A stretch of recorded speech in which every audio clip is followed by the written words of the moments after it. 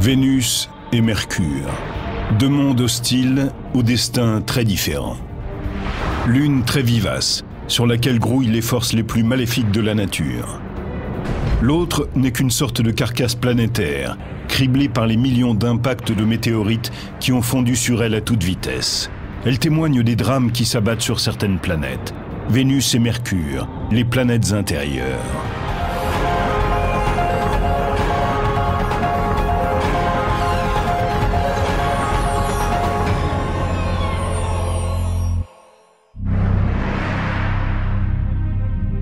Avec la Terre et Mars, Mercure et Vénus constituent notre système solaire interne.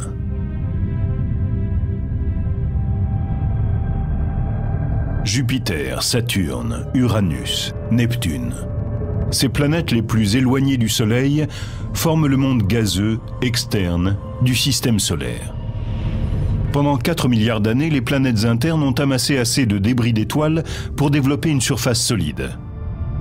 Pourquoi étudier les planètes? Pourquoi étudier l'astronomie aussi? Un jour, peut-être, nous devrons partir au-delà de la planète Terre si nous voulons survivre en tant qu'espèce. Il faut donc que nous sachions ce qu'il y a plus loin et quelle est la nature de l'univers. Nous étudions des mondes aux caractéristiques spécifiques. Mais fondamentalement, les processus physiques et chimiques sont identiques à ceux de la Terre. Des millions de kilomètres nous séparent de nos cousines rocheuses. Mais un petit tour du côté de Mercure et Vénus révèle que notre ADN est le même. On peut aller sur Mercure, sur Vénus, et les considérer comme des mondes avec leur propre histoire. On peut aussi ainsi resituer l'histoire de notre planète dans son contexte.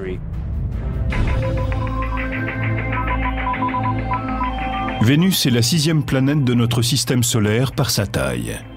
Elle est à 40 millions de kilomètres de la Terre. Sur Vénus, une année dure 225 jours.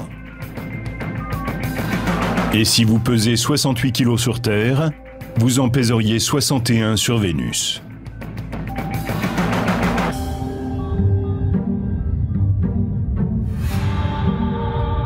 Vénus. Quand les Romains levaient les yeux, ils étaient fascinés par sa présence majestueuse. Ils ont donné à la planète le nom de la déesse de l'amour et de la beauté. La planète était si belle dans le ciel que l'association semblait évidente. À cause des similitudes de composition, de gravité, de densité et de taille, la Terre a longtemps considéré Vénus comme une planète sœur. Sous bien des aspects, Vénus et la Terre sont presque jumelles. Elles ont presque la même taille. Vénus étant un tout petit peu plus petite que la Terre. Disons que si la Terre était un ballon de basket, Vénus serait un ballon de football. Et Vénus est la planète la plus proche de la Terre. On a donc longtemps pensé que c'était une planète jumelle. Pendant très longtemps, les scientifiques ont pensé que cette jumelle, comme la Terre, était une planète couverte d'océans, de forêts tropicales luxuriantes, et que son climat pouvait accréditer l'idée qu'une forme de vie intelligente y existait. Avant l'époque spatiale, les gens pensaient que la vie sur Vénus devait être assez semblable à la nôtre. Paradoxalement, quand on a commencé à examiner Vénus de plus près, on s'est aperçu que les conditions étaient très différentes. Vénus est alors apparue moins comme une sœur exotique que comme une jumelle diabolique. Nous sommes en présence de deux planètes très similaires mais qui ont évolué de manière très différente. Cela pose un problème intéressant quant à la compréhension de l'évolution planétaire. Faisons l'expérience. Prenez ces deux planètes semblables, laissez-les vivre pendant 4 milliards d'années et tâchez de comprendre pourquoi elles ont évolué de manière aussi différente. Commençons par quelques différences de base. Vénus a subi d'intenses bombardements météoriques. L'un des impacts a été si violent que certains scientifiques pensent qu'il a pu inverser la rotation de la planète. Vénus tourne très lentement. Elle observe une rotation rétrograde, c'est-à-dire qu'elle tourne en arrière par rapport aux autres planètes. Du fait de cette rotation rétrograde, le Soleil se lève à l'ouest et se couche à l'est. Et les jours vénusiens sont longs.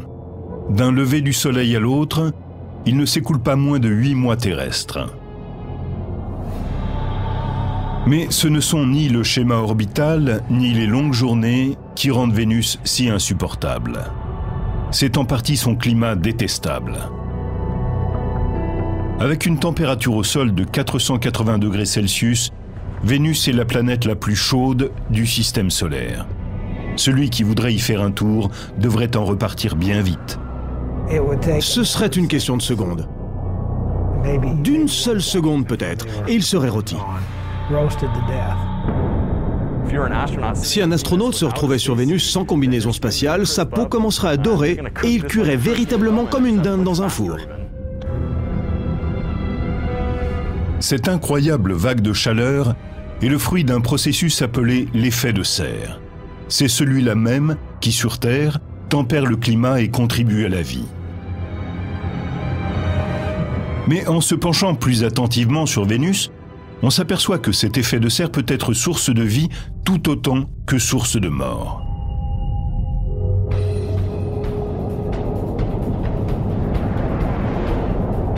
Aujourd'hui, la température sur Terre tend à monter. Et les scientifiques en ont peut-être trouvé la cause en étudiant Vénus. Le réchauffement global est dû au développement incessant des gaz à effet de serre. Voilà pourquoi nous avons de plus en plus chaud. Et en observant Vénus, on s'est dit « Ah, mais là, ça se passe pour de bon !» Dans les années 90, après avoir lancé la sonde spatiale Magellan, les observateurs commencent à se tourner vers Vénus pour voir à quel point les choses pourraient se dégrader ici, sur Terre. L'exploration de l'espace nous en a appris beaucoup sur la Terre et sur l'environnement.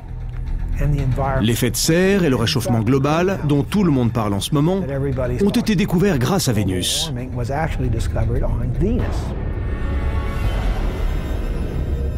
Ce que l'on a découvert sur Vénus éclaire d'un jour nouveau la très grande fragilité de l'effet de serre. Il n'a pas toujours fait aussi chaud sur Vénus. Il semble qu'autrefois sa surface était plus semblable à celle de la Terre et qu'elle ait perdu ses océans à cause d'un effet de serre galopant.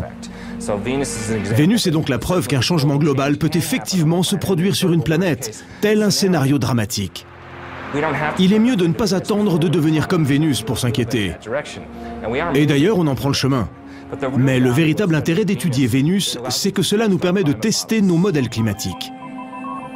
Grâce à des modèles de circulation générale de l'atmosphère, les scientifiques ont pu calculer certaines augmentations de la température sur Terre en se basant sur les quantités de gaz à effet de serre sur Vénus.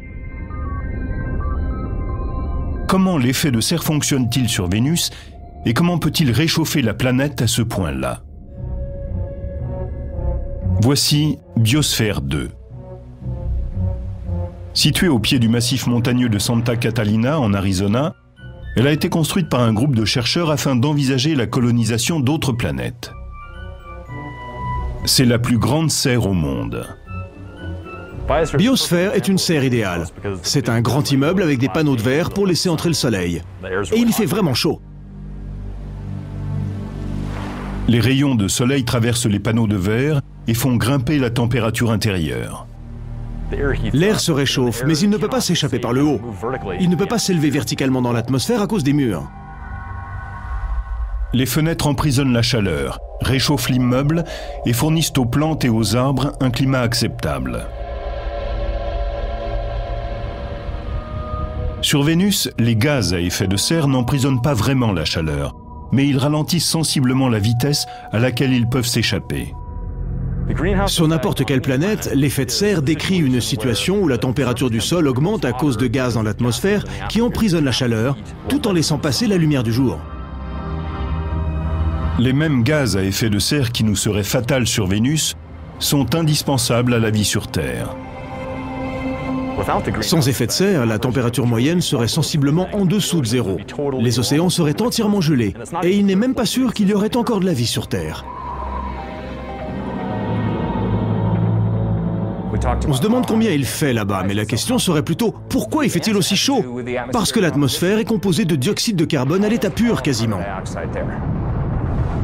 L'atmosphère vénusienne se compose pour 95% de dioxyde de carbone, ou CO2. Et c'est ce gaz qui emprisonne la chaleur. C'est ce qui entraîne un violent effet de serre et fait monter la température. Voilà pourquoi il fait aussi chaud sur Vénus. C'est un exemple extrême de réchauffement global. Sur Vénus, les volcans sont des sources naturelles de CO2 et d'autres gaz. C'est un processus que Jeff Sutton, géochimiste, étudie sur le volcan Kilauea à Hawaï.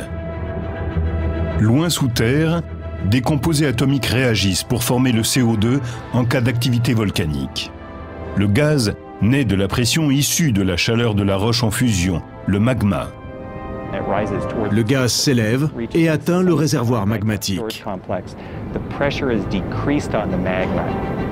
La pression sur le magma décroît, ce qui a pour effet de permettre au gaz emprisonné à très forte pression de s'échapper. La lave vénusienne présente donc vraisemblablement des orifices de ce type par lesquels les gaz peuvent se répandre à l'air libre. Quelque chose comme 8 000 à 30 000 tonnes de dioxyde de carbone sortent tous les jours en bouillonnant des chambres magmatiques. Cela fait 3,5 millions à 5 millions de tonnes par an.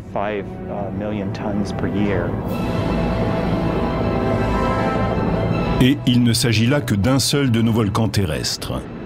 Vénus a bien plus de volcans actifs, donc plus de gaz propulsés par la chaleur.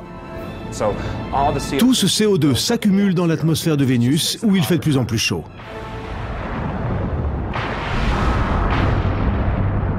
Il n'y a pas que sa température élevée qui rende menaçante la sœur jumelle de la Terre.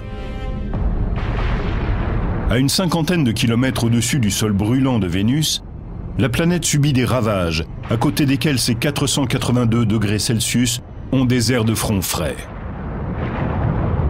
Des dégâts électriques, au cours desquels des secousses d'une fraction de seconde atteignent les 26 000 degrés. Chaque étincelle de lumière fait 100 millions de volts. Sur Vénus, comme sur Terre, il y a des éclairs quand les charges électriques accumulent suffisamment d'énergie pour produire une étincelle.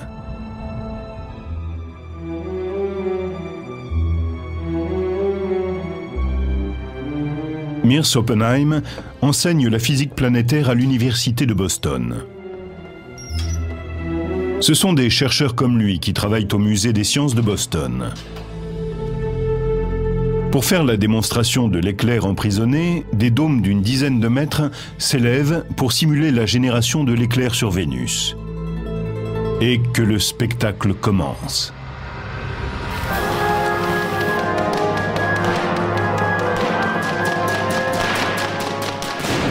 Regardez ça! On est en train de générer tellement de millions de volts sur ces dômes que l'énergie est bien obligée de s'échapper. Cela déchire littéralement les molécules dans l'air. Tout comme à l'intérieur des nuages vénusiens, l'air dans ces dômes excite de minuscules molécules atomiques.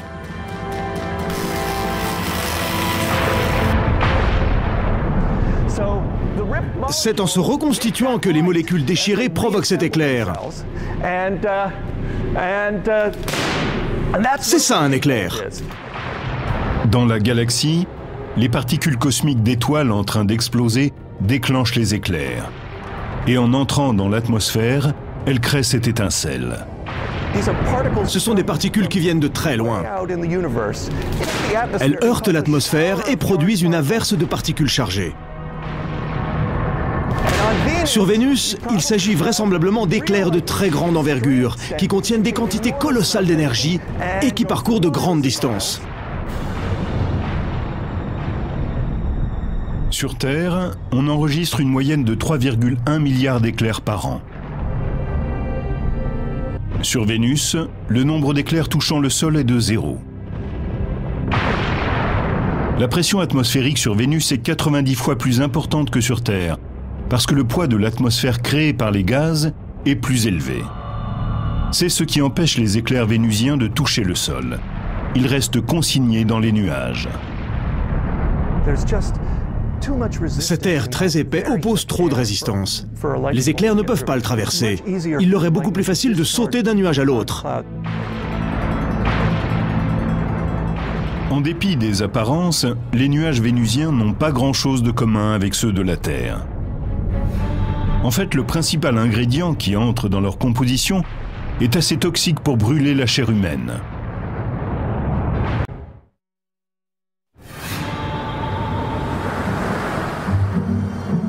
Depuis la Terre, on peut voir Vénus scintiller dans le ciel de l'aube ou du crépuscule comme une étoile. Il est certain qu'elle ne fait pas tapisserie. Et si elle brille autant dans notre ciel, ce n'est pas seulement parce qu'elle est la planète la plus proche de nous, c'est parce qu'elle est la plus réfléchissante. En effet, Vénus est entièrement couverte de nuages réfléchissants et brillants. 80% de la lumière solaire est reflétée par les nuages qui enveloppent la planète. Pourtant, même dans les nuages, Vénus montre son mauvais caractère.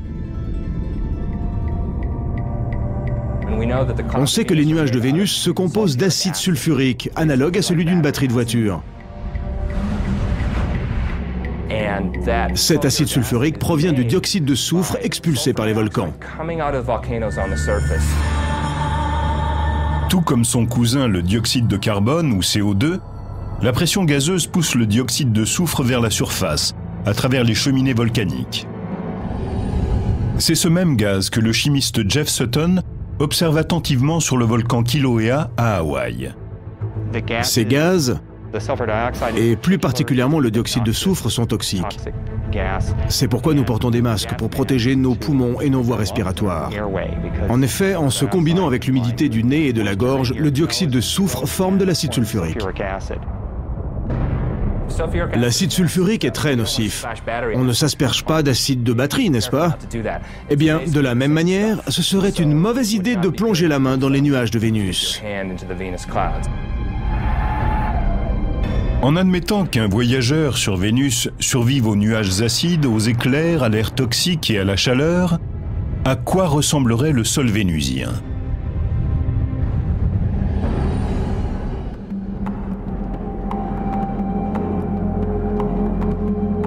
Le vulcanologue Jeff Burns, de l'Institut de surveillance géologique des États-Unis, arpente le globe pour tenter de comprendre ce qui anime l'activité volcanique des planètes intérieures.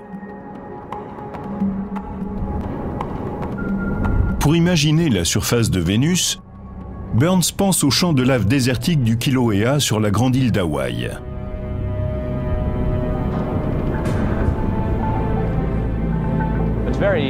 C'est très instructif de venir étudier ce volcan et de comparer avec le volcanisme de Vénus.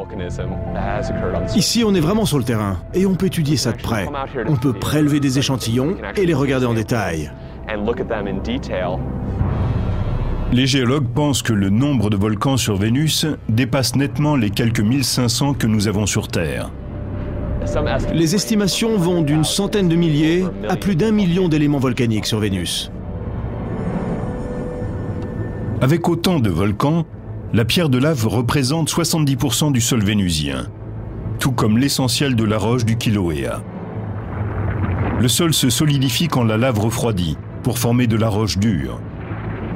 Le fait de disposer de ce type de roche sur Terre nous permet de procéder par analogie et de comprendre les roches des autres planètes. Les roches basaltiques sont ce qui ressemble le plus aux plaines vénusiennes.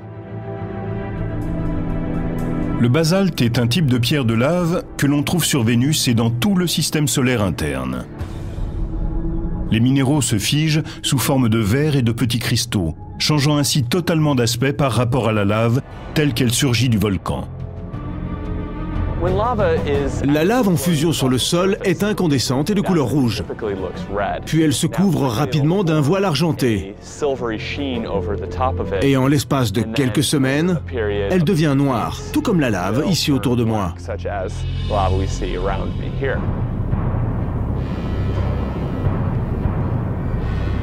À 8000 mètres d'altitude, le Maat Mons est le plus grand volcan de Vénus. Il a laissé dans son sillage d'immenses coulées de lave, tout comme le Kilauea. Quand on observe cette disposition, on voit des levées de matière des deux côtés, ainsi que des structures internes. C'est peut-être comparable à la formation des vastes canaux qui se sont creusés à la surface de Vénus. À une échelle beaucoup plus grande, cela dit. Et ils ont créé des champs infinis de canaux dans le paysage vénusien. D'une largeur et d'une profondeur constantes, les canaux sont nettement plus longs sur Vénus qu'à Hawaï, du fait des conditions environnementales de la planète. La densité de l'atmosphère et les températures élevées empêchent le magma de refroidir pour former de la roche. Et comme il n'y a ni vent ni pluie pour refroidir le magma, la lave peut user le sol durant des mois après une éruption avant de se solidifier.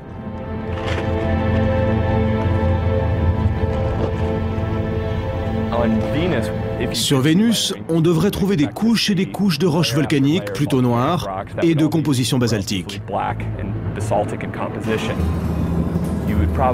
On devrait voir des taches provenant de fer qui se seraient oxydées et qui seraient donc de couleur rouge.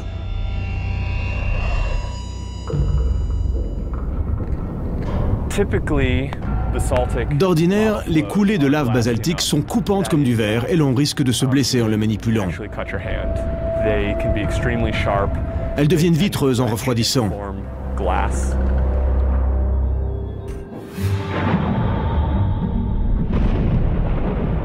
Et puis, il y a le ciel. Cette couche nuageuse diffuse l'essentiel de la lumière directe.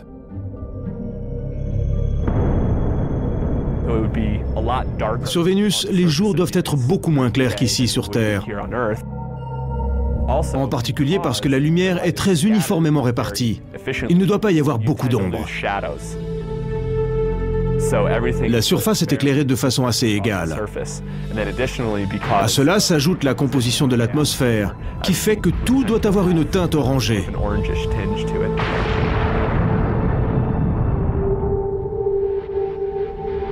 Outre les canyons, des chaînes de montagnes déchiquetées déchirent le ciel vénusien.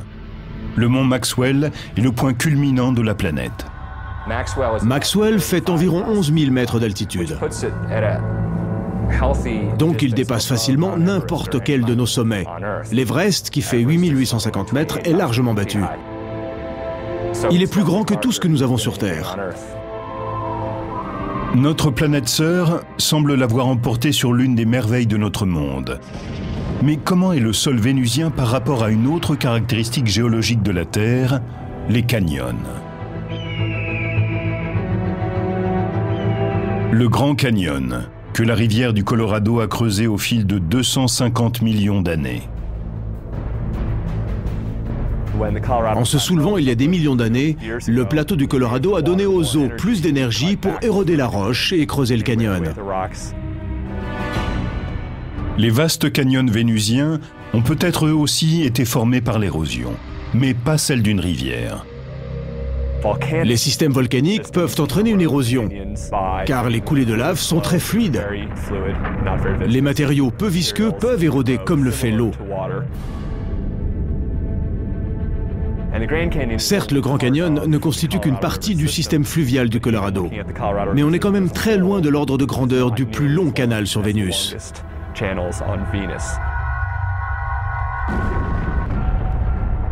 Si les Romains avaient connu ces volcans, ces nuages acides, ces éclairs, son air irrespirable et ses températures insupportables, peut-être auraient-ils choisi pour nommer notre planète jumelle une autre déesse que celle de la beauté et de l'amour.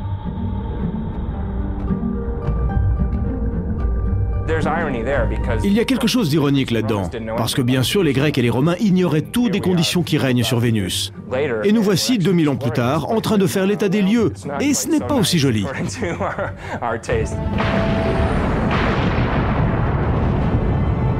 Mais les dangers qui hantent Terre ne sont rien comparés à la violence de Mercure.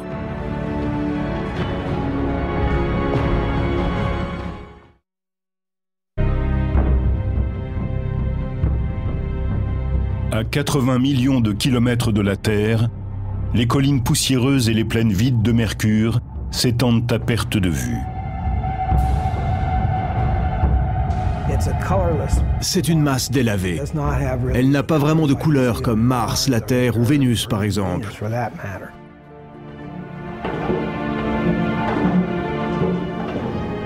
Le docteur Robert Strom, du laboratoire de l'Université d'Arizona, fait autorité en matière de géologie planétaire depuis plus de 35 ans.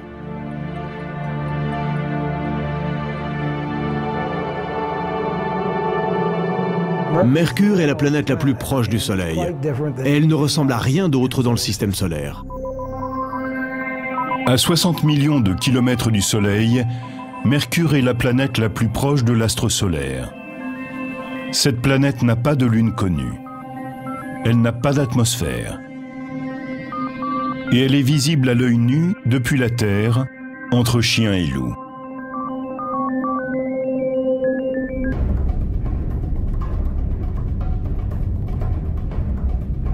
Avec un diamètre de 60% plus petit que celui de la Terre, Mercure est la planète la plus menue du système solaire. Bien trop petite pour produire le champ gravitationnel qui lui permettrait de retenir une atmosphère. La gravité est proportionnelle à la masse d'un objet. Plus la masse est importante, plus il y a de gravité. Celle de Mercure est donc très faible. Étant donné la faible gravité de cette planète, en admettant que vous pesiez 68 kg sur Terre, vous n'en feriez que 26 sur Mercure.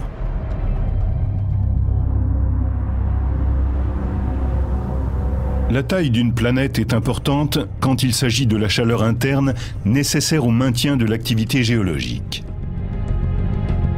Les courants de convection interne à l'origine de la géologie s'arrêtent. D'une manière générale, la planète se fige et il n'y a plus moyen de maintenir cette activité géologique. C'est ce qui s'est produit sur Mercure il y a bien longtemps, sans doute alors qu'elle avait moins d'1 milliard d'années. Il est bien loin le temps où Mercure était capable de générer des tremblements volcaniques et tectoniques.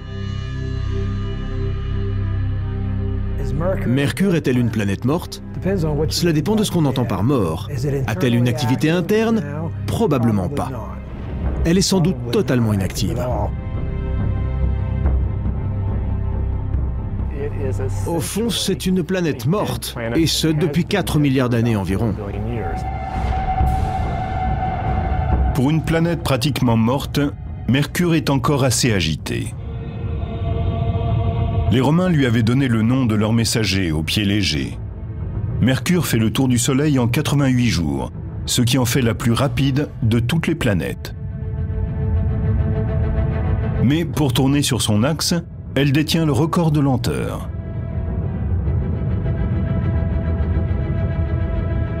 Il lui faut quelque chose comme 180 jours, soit à peu près 6 mois.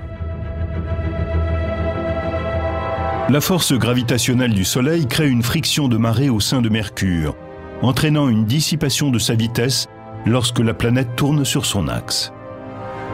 C'est-à-dire que sur Mercure, les années sont plus courtes que les jours. Et cette rotation paresseuse confère à Mercure une météo un peu spéciale. 6 mois durant, la face exposée au Soleil dépasse les 400 degrés Celsius. Tandis que de l'autre côté, la température chute à 150 degrés Celsius en dessous de zéro. Il lui faut longtemps pour réchauffer sa face ensoleillée et autant pour refroidir l'autre. Les différences de température sont donc extrêmes. En dépit de sa proximité avec le Soleil, Mercure fait un peu figure de mouton noir dans la famille planétaire. Son ciel ne semble connaître que les nuits étoilées. Le ciel y est toujours sombre. Si nous avons du ciel bleu sur Terre, c'est à cause de notre atmosphère. L'azote disperse la lumière avec une prédilection pour les tons de bleu.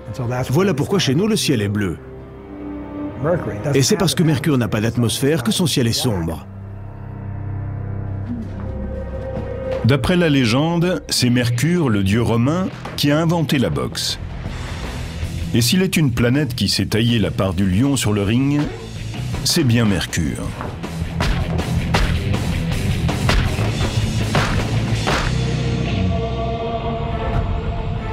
Comme elle n'a pas d'atmosphère pour la protéger, des millions de météores et d'astéroïdes ont explosé à sa surface. Notre atmosphère préserve la Terre de la plupart des impacts à la manière d'un champ de force. Quand un petit objet se précipite sur elle, généralement 10 fois plus vite qu'une balle de revolver, la collision avec les molécules d'air le transforme en gaz. La Terre est protégée des petits impacts par cette chose extraordinaire que nous appelons l'atmosphère. Quant aux objets plus petits encore, ces forces les auront complètement détruits bien avant qu'ils ne touchent la surface géologique de notre planète.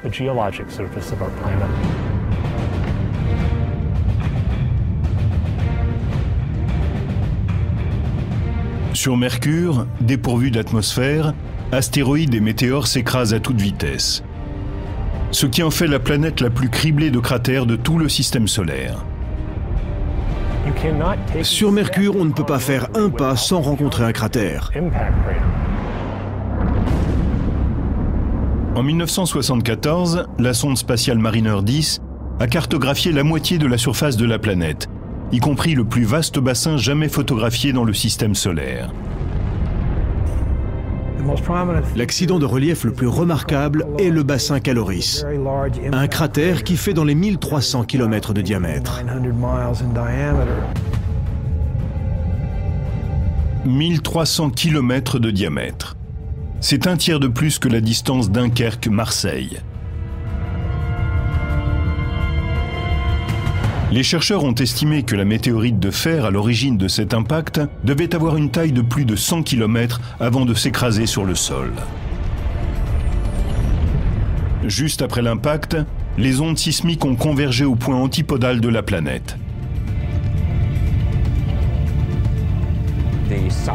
Les ondes sismiques, les ondes de choc de cet objet, se sont propagées pour se retrouver de l'autre côté de la planète, déchirant littéralement la surface. Les turbulences sismiques ont chamboulé la croûte et déformé le terrain, générant des formations rocheuses étonnantes. C'est un terrain chaotique. C'est vraiment le terme pour désigner cet espace. Si vous regardez, c'est vraiment le chaos. Tout est sans dessus-dessous. C'est vallonné d'une façon qui n'a rien à voir avec une activité géologique normale. Tout y reflète la brutalité. On dirait que quelqu'un a littéralement soulevé la surface pour la fracasser au sol. Les cratères se sont soudain transformés en des sortes de collines de 10 km de large sur 2 de haut. En fait, le sol a dû s'élever sur une hauteur d'1 à 2 km en l'espace de quelques secondes. Ça a dû être épouvantable. Les scientifiques n'ont aucun moyen de savoir à quel moment s'est produit l'impact de Caloris. Mais une chose est sûre, si un astéroïde de cette taille s'écrasait sur Terre, le choc serait catastrophique. Il anéantirait l'humanité.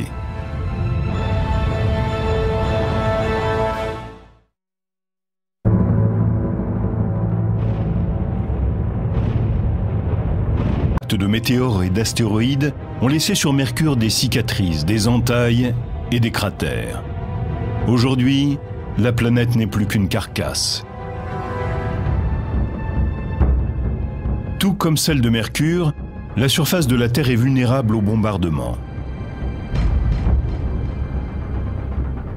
Le météore cratère en Arizona est l'un de nos cratères les mieux préservés et les plus mercuriens. Ce bassin désertique a permis aux géologues de mieux comprendre ce qui se passe quand un météore frappe la surface de Mercure.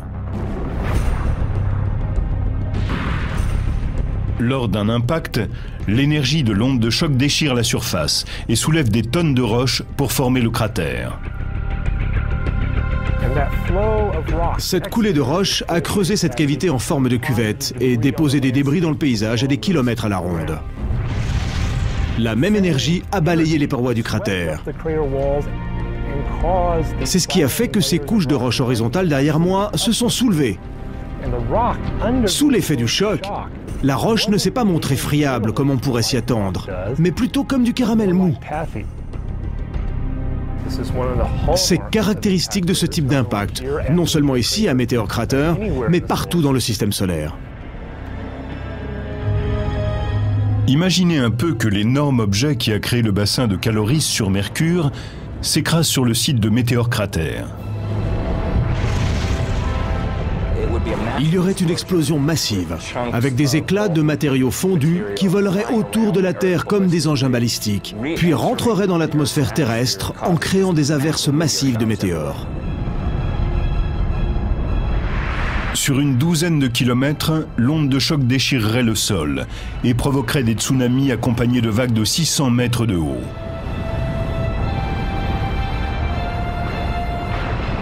d'immenses tsunamis se propageraient et inonderaient une bonne partie des zones côtières terrestres. Las Vegas dans le Nevada serait rasé. Des villes comme Salt Lake City dans l'Utah, San Francisco en Californie et Los Angeles disparaîtraient en une fraction de seconde. Les ondes de choc se propageraient à travers la Terre sur des milliers de kilomètres à partir du site de la collision.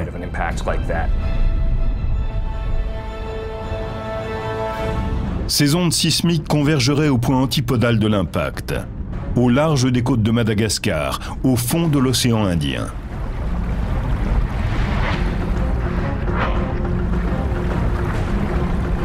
Soudain, une chaîne de montagnes surgirait du fond de l'océan, créant ce terrain mercurien chaotique. Un objet d'une taille pareille provoquerait sans doute un énorme tremblement de terre sur le globe tout entier. Météor Crater ne serait plus qu'une piqûre d'épingle dans le sol, comparée à la plaie ouverte que laisserait un impact du type de celui de Caloris. Ce vide engloutirait un quart des États-Unis. Un objet de cette taille éliminerait une bonne partie de la côte ouest des États-Unis s'il tombait en Arizona. En un instant, il transformerait entièrement la côte.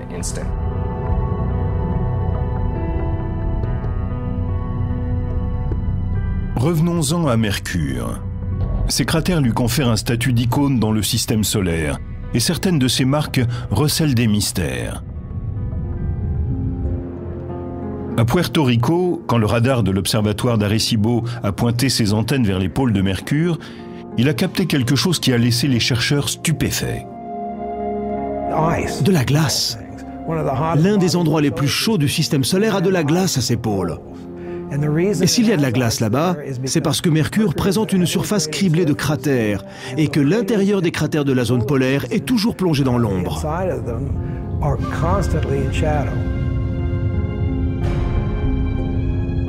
Comme Mercure est vertical par rapport au plan de son orbite, le fond de certains cratères ne reçoit jamais ni la lumière ni la chaleur du Soleil.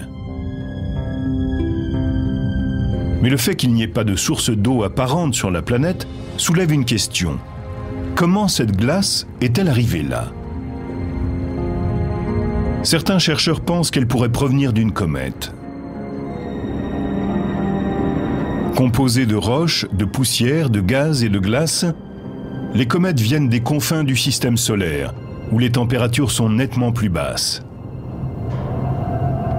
Cette glace se trouverait-elle au fond de cratères qui sont en permanence à l'ombre, à moins qu'il ne s'agisse de glace recouverte d'une couche de poussière qui la protégerait des rayons du soleil? On ne sait pas.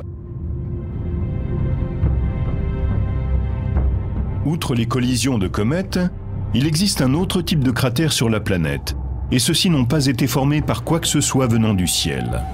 En fait, une force de la nature a créé ces trous à partir du noyau de la planète.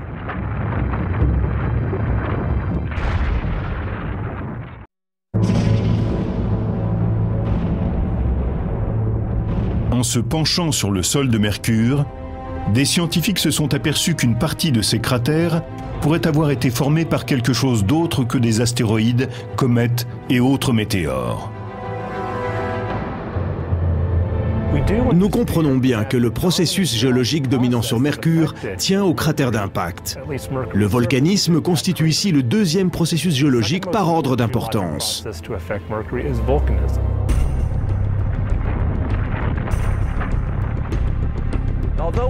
Bien que nous n'ayons pas de preuve absolue de la présence de volcans sur Mercure, nous pensons qu'il a dû y avoir des éruptions volcaniques dans le passé.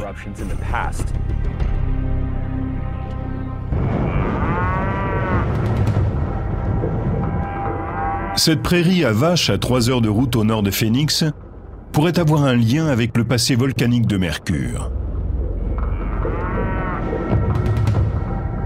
Ces collines cratérisées sont des volcans éteints, à cônes de cendres. Et les géologues pensent qu'il pourrait y avoir des volcans semblables sur Mercure. Voici un cône de cendres. Derrière moi, vous pouvez voir un très vaste cratère, caractéristique des cônes de cendres. Ces volcans présentent effectivement des différences par rapport aux cônes de cendres de Mercure. La gravité sur Mercure étant moindre, on pourrait s'attendre à ce que les cônes de cendres y soient nettement plus larges et plus plats. Les volcans entrent en éruption quand la pression que le magma exerce depuis l'intérieur est plus forte que la roche qui le contient. La pression augmente pour deux raisons, trop de magma et trop de gaz. Et dans un volcan, quand la pression augmente, il lui faut un exutoire.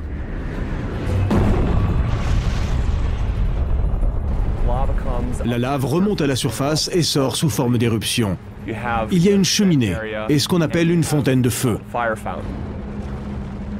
Si la pression est suffisante, la lave peut être projetée à plus de 30 mètres de hauteur sur Terre. Mais sur Mercure, la gravité est si faible que la fontaine pourrait éjecter la lave à une hauteur de 30 étages. Les cônes de cendres de l'Arizona peuvent illustrer l'héritage volcanique que nous partageons avec Mercure. Mais être les premiers témoins d'une éruption tout là-haut et voir se former les cônes de cendres serait une fameuse expérience. Tout d'abord, en l'absence d'atmosphère, un panache de cendres, de fumée et de débris ne parviendrait pas à s'élever dans le paysage. Comme Mercure n'a pas d'atmosphère, cette matière serait projetée dans le vide, c'est-à-dire qu'elle se disperserait beaucoup plus. De plus, sur Mercure, on n'entendrait pas le vacarme de l'éruption. Mercure n'ayant pas d'atmosphère, elle ne peut pas transmettre les sons. Si vous étiez sur Mercure en train de jouer de la guitare, du ukulélé ou du piano, on n'entendrait rien. Parce qu'il n'y a pas d'atmosphère pour véhiculer le son. Il n'y aurait donc que le silence.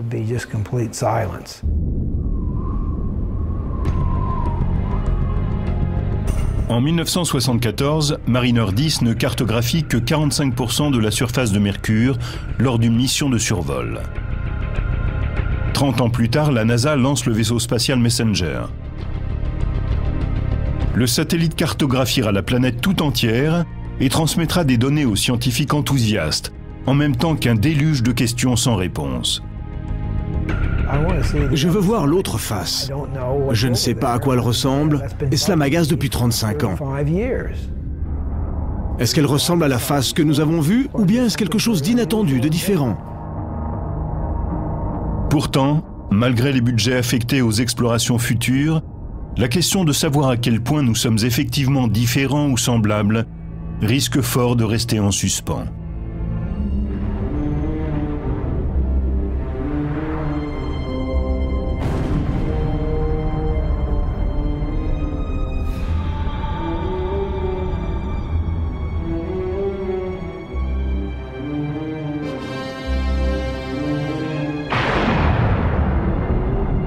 L'univers est quelque chose de tellement vaste.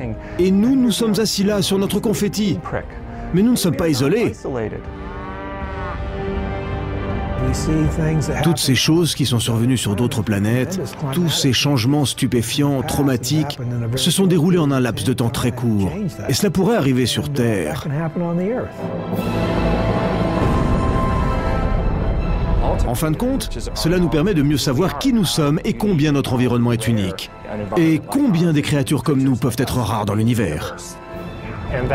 L'évolution, l'exploration, le fait de prendre un tournant, la découverte d'idées nouvelles, il n'y a que ça qui compte. L'avenir sera radieux.